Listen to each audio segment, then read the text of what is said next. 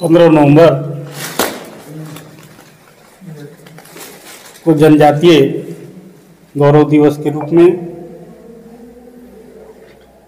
हम सभी मना रहे हैं और मैं आदरणीय प्रधानमंत्री नरेंद्र भाई मोदी जी को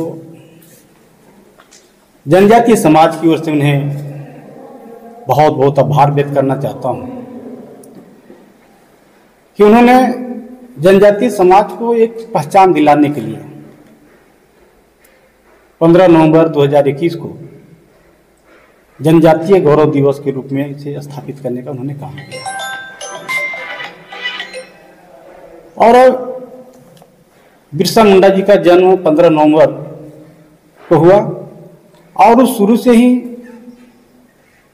जल जंगल जमीन की रक्षा के लिए, धर्म की रक्षा के लिए लगातार काम करते रहे और छोटे से अल्पायु में ही उन्होंने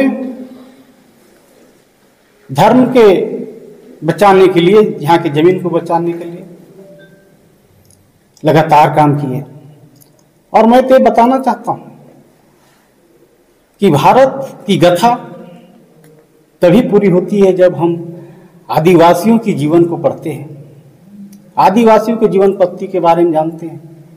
आदिवासी कहाँ रहते हैं? जंगल में, झाड़ियों में, कंदराओं में, वहाँ लोग रहते हैं। एक प्रकृति के साथ सामंजस्य स्थापित करके रहते हैं। वहाँ जीव जंतुओं के साथ इनका मैत्रीपूर्ण व्यवहार होता है और वहाँ वो बहुत ही आनंद पूर्वक रहते हैं।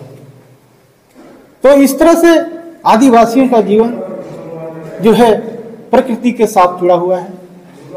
और मैं बताना चाहता हूँ कि आदरणीय प्रधानमंत्री नरेंद्र भाई मोदी जी ने ये महसूस किए कि हम आदिवासी समाज को, आदिवासियों ने जिस तरह से वीरता पूर्वक यहाँ की धर्म, यहाँ की संस्कृति को बचाने का जो काम किया, अगर हम उनको सही पटल पर नहीं लाते हैं तो उनके साथ अन्याय होगा। तब उन्होंने प्रधानमंत्री जी ने 15 नवंबर 2021 को जनजातीय गौरव दिवस के रूप में मनाने का उन्होंने घोषणा किया। और अभी 15 नवंबर आने वाला है और उससे एक सप्ताह से पूर्व से ही पूरे क्षेत्र में कार्यक्रम चल रहे हैं। स्वतंत्रता सेनानियों को, पूर्वजों को सम्मानित करने का काम हो रहा है। शिक्षा के क्षेत्र में जो काम कर रहे हैं उन्हें आगे बढ़ाने का काम हो रहा है।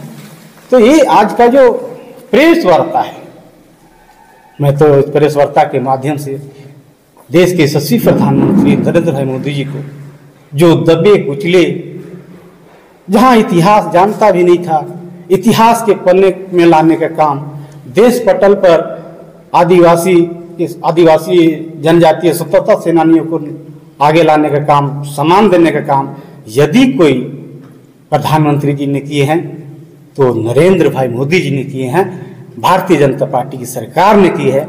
इसलिए मैं जनजातीय समाज की ओर से, आदिवासी समाज की ओर से, मैं खुद आदिवासी समाज से आता हूं, मैं काफ़ी गर्वान्वित महसूस करता हूं कि प्रधानमंत्री जी ने इतनी साहसिक कदम उठाने का काम उन्होंने किया है, क्योंकि पिछली सरकारों ने इस तरह का कोई कदम उन्होंने नहीं उठाया। हमें तो सिर्फ वोट देने के लिए रखा गया, वोट के समय हमें पुकारा गया, दारू हड़िया देकर, प्रलोभन देकर हमें वोट लिया गया, लेकिन फिर हम जंगल में कैसे रह रहे हैं, किस हालात में रह रहे हैं, किसी सरकार ने चिंता नहीं किया। आज तो मुझे खुशी होती है कि जहाँ जहाँ भी आदिवासी समाज है, जनजातीय समुदाय है, वहाँ स्कूल की व्यवस्था हो रही है, उनको प्रशिक्षित किया जा रहा है कि अपने पैरों पर खड़ा हो। ये बहुत बड़ी बात है। एकलव्य विद्यालय के माध्यम से क्षेत्र में शिक्षा का प्रचार प्रसार हो रहा है। उन्हें उनके घर में ही शिक्षा का व्यवस्था हो रहा है, उनके घर में पेयजल की व्यवस्था हो रही है। आज जो हमारे नौजवान साथी भटके हुए थे, निश्चित तौर पर आज वो सही रास्ते में आ रहे हैं। मार्गदर्शन, मोदी जी के मार्गदर्शन में अपना जीवन यापन की लड़ाई बढ़ रहे हैं। और इस 15 नवंबर तक यहाँ जो स्वतंत्रता सेनानी हमारे नीलांबर पीताम्बर जी, जो चेमो सन्या के रहने वाले थे, किस तरह से उन्होंने अपनी धरती, जल जंगल के रक्षा करते हुए उन्होंने अंग्रेजों ने उन्हें फांसी चढ़ाने का काम किया। उन्होंने तो कोई गलत नहीं किया था, लेकिन उनके ऊपर अत्याचार किया गया और आज तक नीलांबर पीताम्बर जी को कहीं से कोई सम्मान देने का काम नहीं किया। अगर उनको सम्मान देने का काम किया तो भारतीय जनता पार्टी ने किया, हमारे नरेंद्र भाई मोदी जी के द्वारा किया गया। तो निश्चित तौर पर आज का जो प्रेस वार्ता है ये हम सभी जनजातियों के लिए गौरव का दिन है। मैं फिर से आदरणीय प्रधानमंत्री जी को, नरेंद्र भाई मोदी जी को बहुत बहुत आभार व्यक्त करता हूं, उन्हें बहुत बहुत धन्यवाद देता हूं। और सनातन हम सभी हैं और सरना भी अलग नहीं है, लेकिन जब इसके आप तह में जाएंगे तो सरना के पीछे कौन लोग हैं बहुत स्पष्ट हो जाएगा। और आज तक इस विषय को सिर्फ दूसरे जगह लोग फेंकने का काम करते हैं, जबकि वो खुद भी कर सकते हैं। तो निश्चित तौर पर आप समझ सकते हैं कि लोग क्या चाहते हैं। आमंत्रण पर बोल रहे थे आप। आमंत्रण का खेल तो अभी बहुत